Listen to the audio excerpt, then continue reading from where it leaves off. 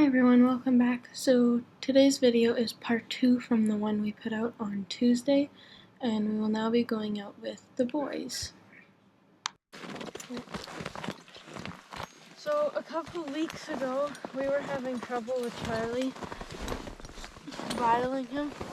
He didn't want to open his mouth for the bit, and there were a few times he backed out of his stall and tried running away, and then came back and let us bridle him. So I would unhook this part of the bit, put this over his ears, and then I use my thumb and stick it in his mouth right about there, and it makes, it's the spot where their teeth aren't there, so I won't get bit and lose my thumb, but they open their mouths when, you know, you put your thumb there, or worming paste stuff. And then he'd open his mouth, I'd slide the bit in. But now, I think he's figured out that it's a lot easier to just open his mouth. I still keep this on him just in case he decides he wants to leave for no reason.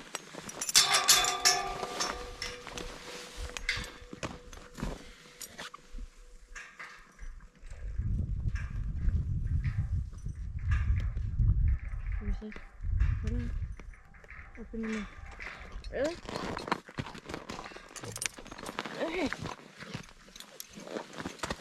So he's been doing good, of course. We're filming, so he can't be good now. So I'll show you guys what I was doing. So this does make the bridling process take longer because you have to undo this and then do it back up again. But doing this a few times did teach him last time, so. All I did was this. Start by putting it over his ears, grab the bit,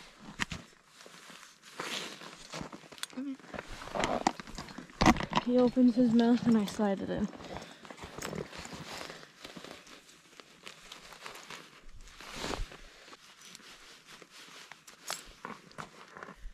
Yeah, so last time I did this for a few days, he figured it out. Of course, the one day we're filming, though. No, I'm not gonna. The girls, I'm not gonna go to my stall. I'm not gonna open my mouth for a bit. But he's been doing really good. For about a week and a half, we go to bridle him and he opens up his mouth.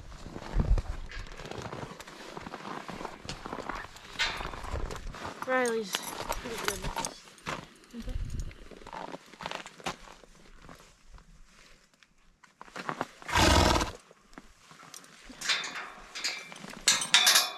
Where are you going? Oh, where are you going? You guys are being weird today.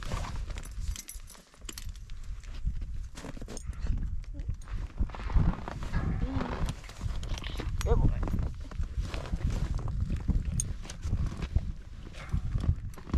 So he has his bridle path clipped, which is just a little spot about that big, right up where the strap for the bridle, the halter, everything goes. Makes it a lot easier to place their hair. So his is clipped. Izzy, Sally, Mable, and Jenny's are clipped. Mary and Daisy's aren't because we don't work them right now, so I don't see a point in clipping them. And every time I do the clipping, I go near him with the clippers. He's still a bit nervous, so I haven't actually done it yet, but his will be done soon. Plus he has a small forelock, so it's not that hard to rearrange it, but he's really thick. Get them hooked together. We're doing that on opposite sides.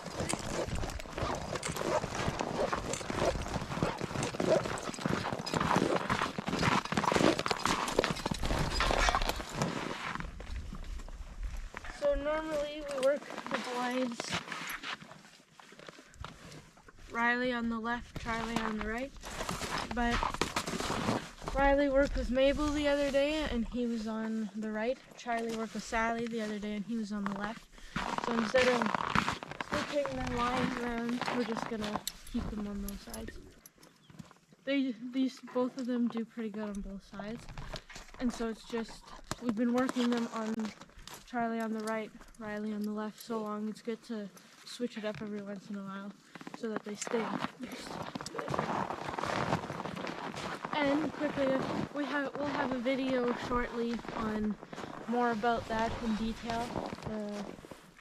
I got in a comment a little while ago asking if we could talk about which teams work best together, which sides the horses prefer, and so stay tuned for an upcoming for that video soon, eventually. Bye-bye.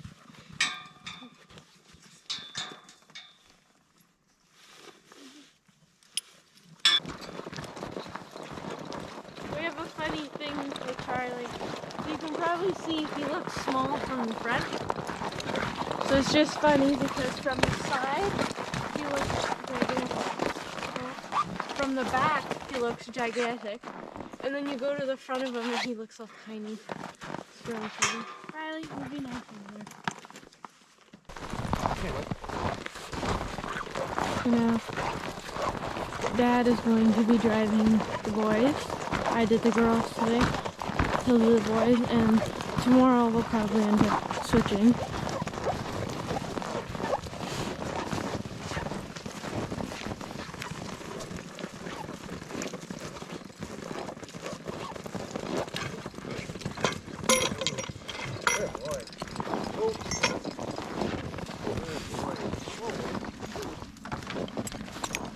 Little boys.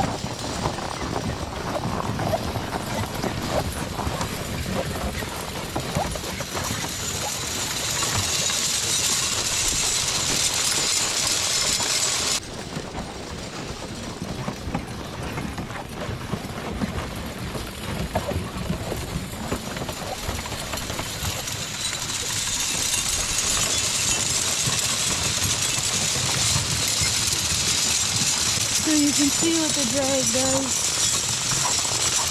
It's not doing a perfect job, but it does help, especially here. So if it freezes, it's not just one big ice rink. It's all ruffly. So less chance of us and the horses slipping. But if it is super, super icy, we won't work the horses in that.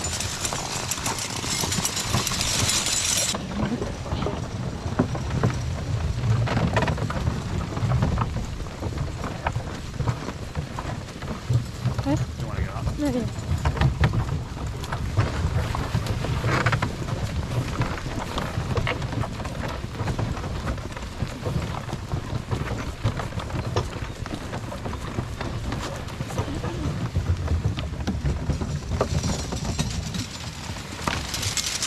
Here where there's a lot of snow, you can tell what the drag is doing.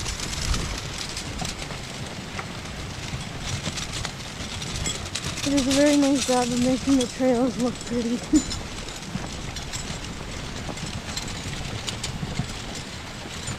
Bean! Bean! Oh, beans! Beans!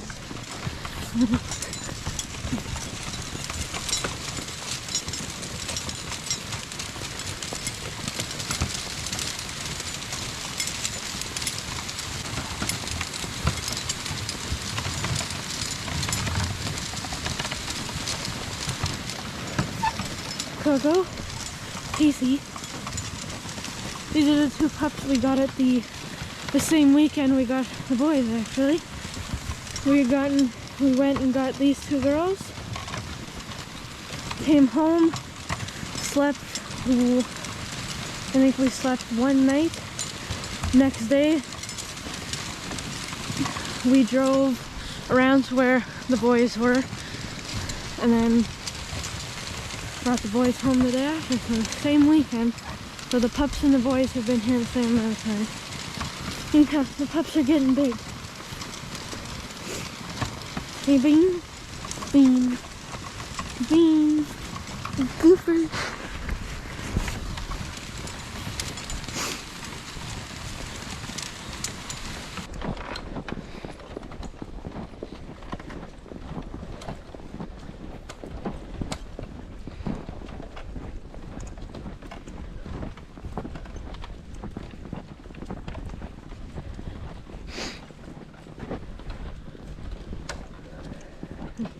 I'm not walking up that big hill.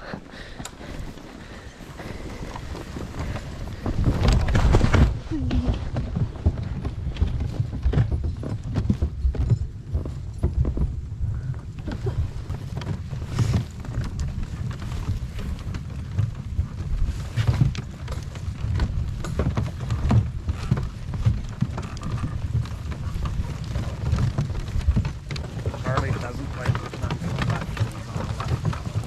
Something about that. He'll do it, it just takes a little more pressure, and so when they put them on the opposite side, they turn very nicely. But Charlie tends to be a little more Which is why we aggressive. switched them in the first place. Because Charlie didn't turn very well to the left. He's doing a lot better because we put him with Sally a few times and he doesn't have to push. He's a very aggressive turner. And Riley does great on both sides. Yeah, for turning he's good, but he doesn't want to push Charlie. And see, as the distance comes up, Charlie will likely step it up a little more. But they're getting much better about pulling together. Charlie being considerably younger, it's okay because he's more enthusiastic on these. Yeah. Charlie's 8 and Riley, well, he's 8 turning 9 this year. Riley's 14 turning 15 this year. Good boys. Slow and steady. Yeah, good boys. Good boys. Most of the time. He's getting better, but Riley will go slower than Charlie, and the evener, his will be a little back, his will be forward. He seems better when he's in the forest. I think he likes it out here. Yeah, I don't know how someone couldn't like it out here. But the other day I was clearing snow with him and Mable, and I had to get him to step up quite a few times. He could find clearing snow very boring though.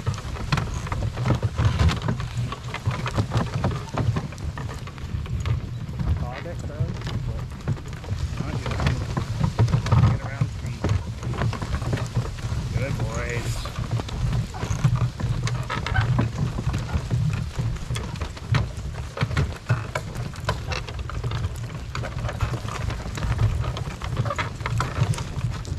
Want a little break?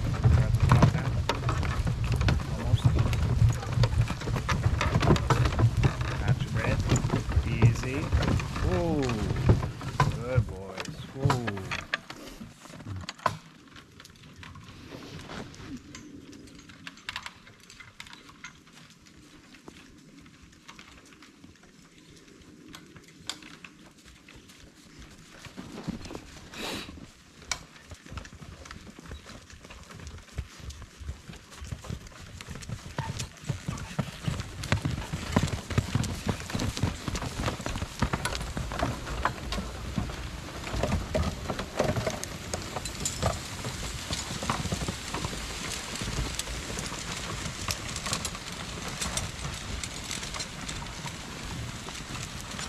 So you can see we have a few decent sized white pines in here, but nothing huge. And we don't want to cut the big ones that we have because we want them to grow bigger so we can have some big trees in the forest. And you can tell we have a lot of thinning to do, especially right on the trail. There's a lot of this little stuff, and that's where we're gonna start when we come out here. We're gonna start by clearing along the trail just to open it up a little bit more.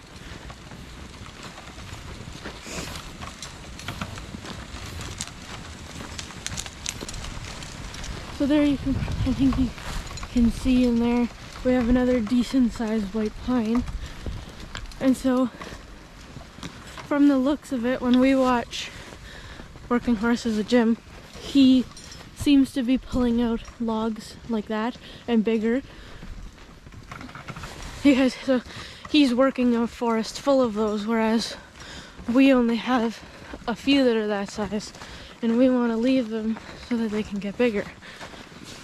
Which is why you'll notice, if you've seen the few logging videos we've done, we're not logging big trees because we don't really have any.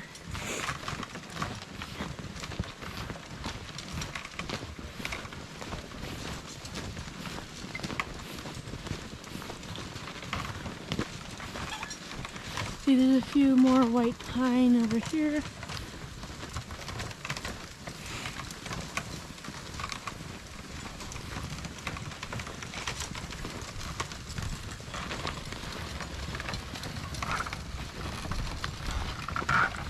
See, a few more white pine here, but they're not gigantic.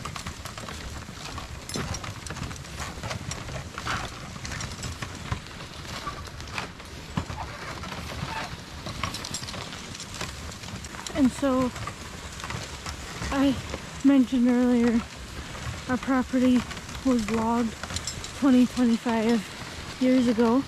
And so the previous owner had told whatever logging company it was to not take any of the big trees along the trail. But they ended up taking them anyway. So, if I remember, we have a few stumps a little further down, and big stumps. Even this might be one. Let's see it. No, that's a big ball of ice. Once I find one, but the stumps we've seen along the trail, if those trees were still here today, it would be absolutely beautiful walking along the trail. I'm not saying it isn't. It's very nice walking out here. It'd be nicer if we still had some of those nice big trees. Another big white pine over here. So my dream is to be able to work in a forest with trees that big with horses one day.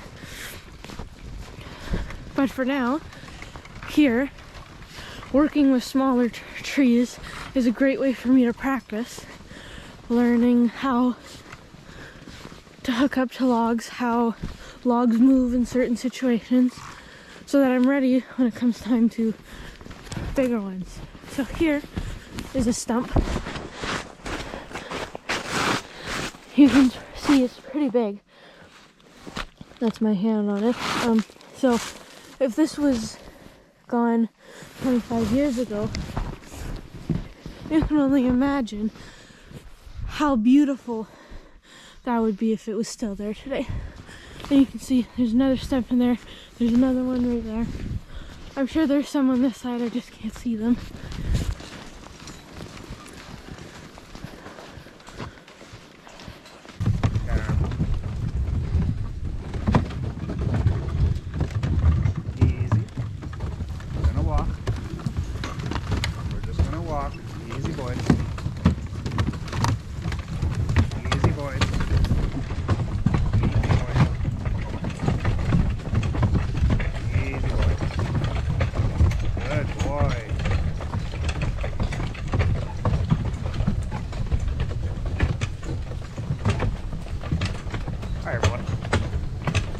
just wanted to talk a little bit about cold weather and managing horses and actually other livestock. So we're in Ontario, Canada. We get winter, and we get a real winter. Winter, typically, we get 6 months of it. From a Fahrenheit perspective, it can get down to minus 40 here. Minus 25 is around minus 15. By the time it gets up to the freezing mark, of course, it's 0 Celsius and 32 Fahrenheit. Anyway, so we've been doing livestock and now horses going on 10 years. While we have used our old barn occasionally for pigs, it had nothing to do with winter time. You'll have seen our videos where we have our pigs out 24/7. They have shelters packed with straw and wood chips, and we've never had any issues.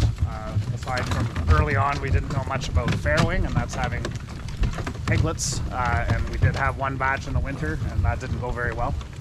And we simply changed our schedules to accommodate that. Our herd of cattle, which is no longer here, same thing, outdoors 24/7, with access to the parts of our forest that have appropriate windbreaks and shelter through the spruce trees. We had calves in the winter. Oh, we've had calves when it was 25 below Fahrenheit. And on a they were January okay. morning, and one of them is still here today. It's our young bull. And anyway, so I've always said barns are for humans, not for animals. And we're big proponents of regenerative agriculture around here, and so that's livestock, especially when you're raising animals for meat. They belong outside, not stuffed into barns.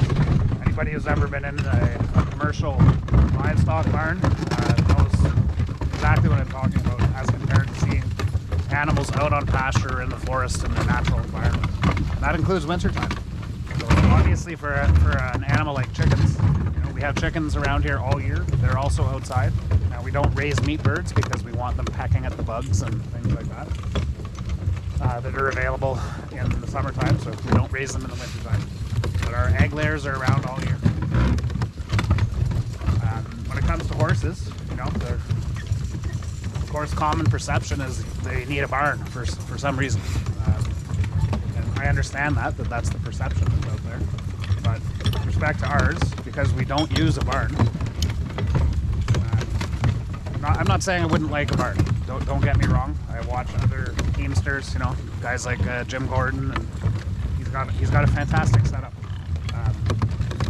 which is good for him, and it works really well for him, and I can see that. The place that I trained had a very similar setup with tie stalls. We're using a similar approach with our outdoor system. Would it be great if it was undercover?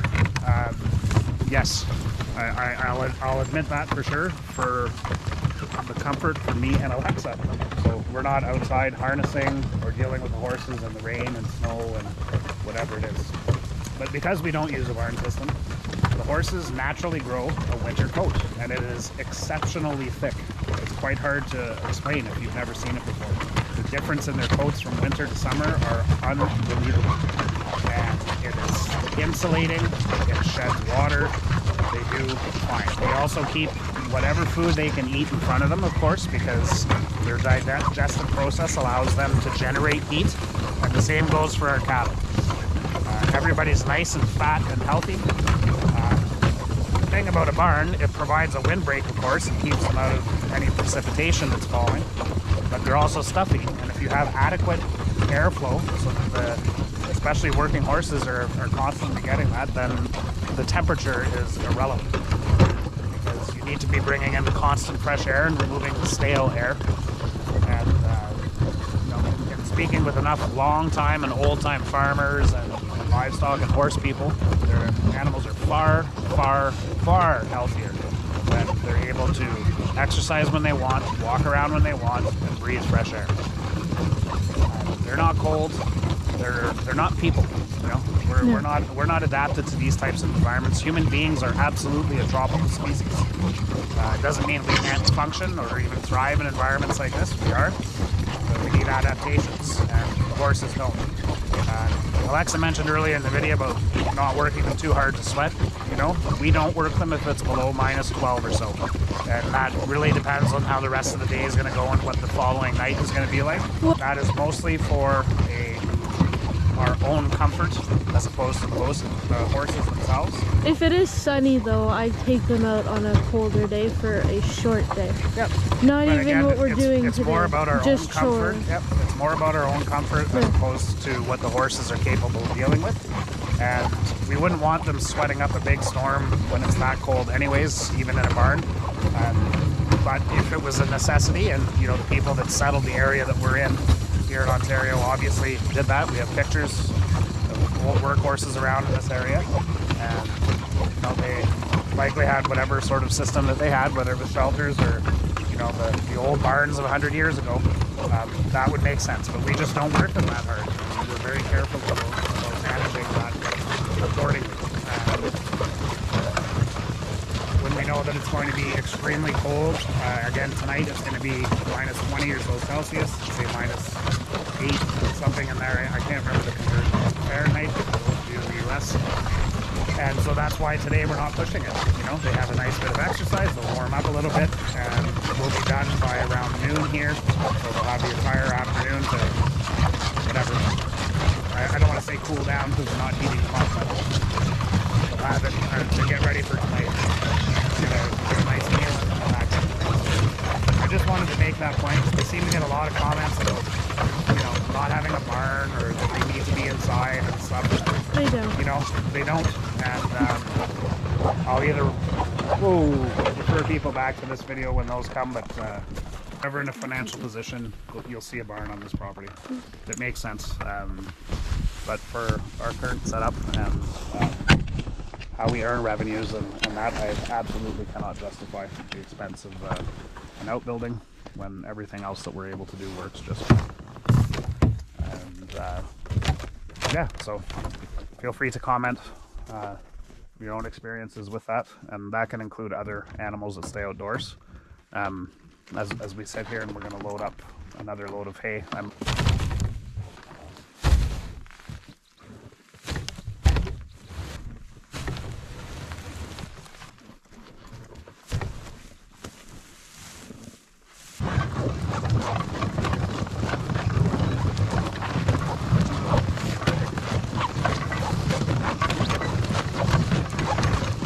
Talking about earlier, Riley's soul's right now.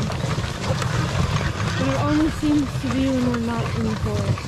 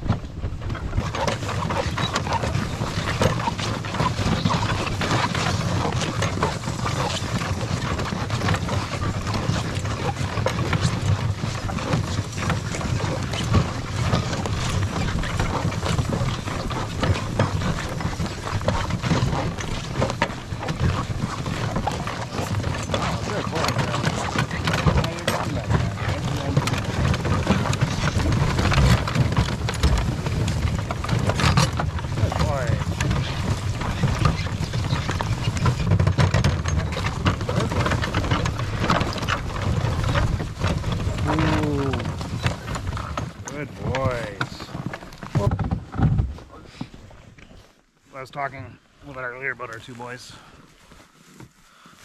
These boys. The further one's the one that was born. I had him in my lap. His name is Taurus.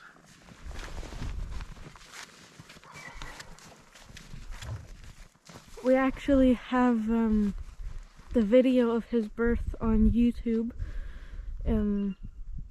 We posted that probably 3 or 4 years ago. So if you want to watch that, you can go back and check it out. And then Titan's the one with my dad, and he's... How old is he? 13. 13, oh.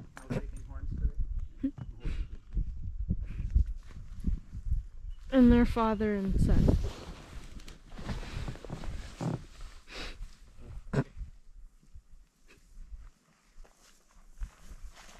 want to talk about fluffy winter coats. Whoa.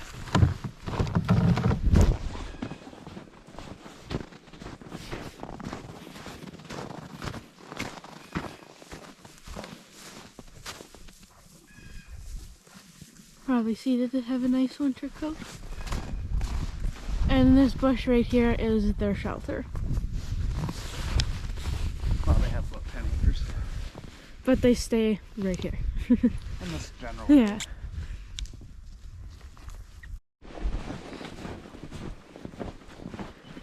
Good boys.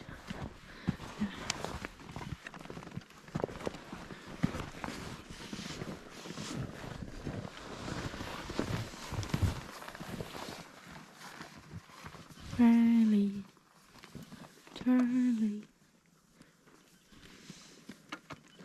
A good boy.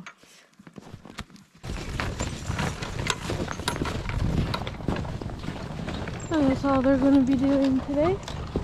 It was a good productive day. Both teams got some exercise.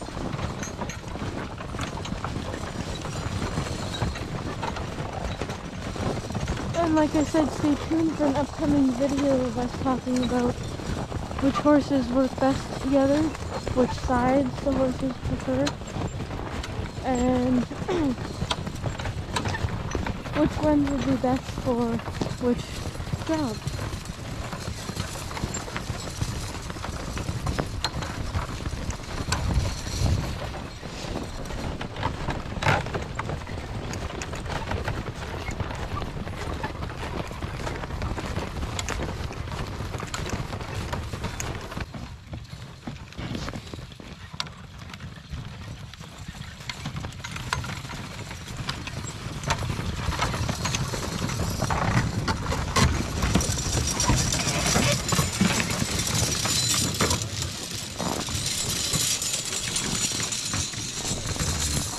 And that's it for today's video. Hope you guys enjoyed it. Thank you so much for watching, and we'll see you in the next one.